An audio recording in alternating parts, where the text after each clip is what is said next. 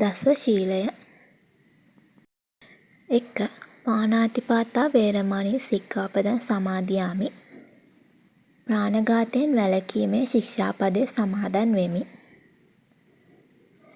2. අදින්නාදානා වේරමණී සික්ඛාපදං සමාදියාමි.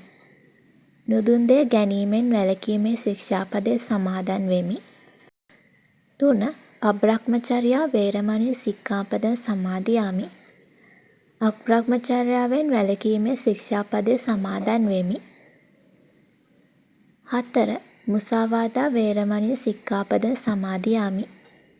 මුසාවාදයෙන් වැළකීමේ ශික්ෂාපදය සමාදන් වෙමි. 5. සුරාමේරය මජ්ජපමා දට්ඨානා වේරමණී සික්ඛාපදං සමාදියාමි. මදයට හා ප්‍රමාදයට කාරණා වූ රහමෙරින් වැළකීමේ ශික්ෂාපදය සමාදන් වෙමි. 6. විකාල භෝජනා වේරමණී සික්ඛාපදං සමාදියාමි.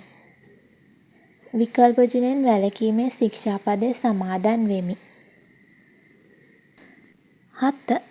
නච්ච ගීත වාදිත විසූක දස්සනා වේරමණී සික්ඛාපදං සමාදියාමි. නැටීම, ගැයීම, වැයීම, විසිලු බැලීම යන මෙයින් වැළකීමේ ශික්ෂාපදය සමාදන් වෙමි. 8.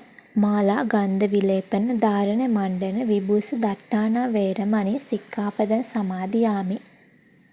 මල්, ගඳ විලවුන් දැරීම, සැරසීම, විසසින් සැරසීම යන කාරණයෙන් වැළකීමේ ශික්ෂාපදය සමාදන් වෙමි. 9. උච්චාසයන මහාසයන වේරමණී සික්ඛාපදං සමාදියාමි. උසසුන් මහ අස්නෙන් වැළකීමේ ශික්ෂාපදය සමාදන් වෙමි. 10. ජාතරූප රජිත පටිග්ගහනා වේරමණී සික්ඛාපදං සමාදියාමි.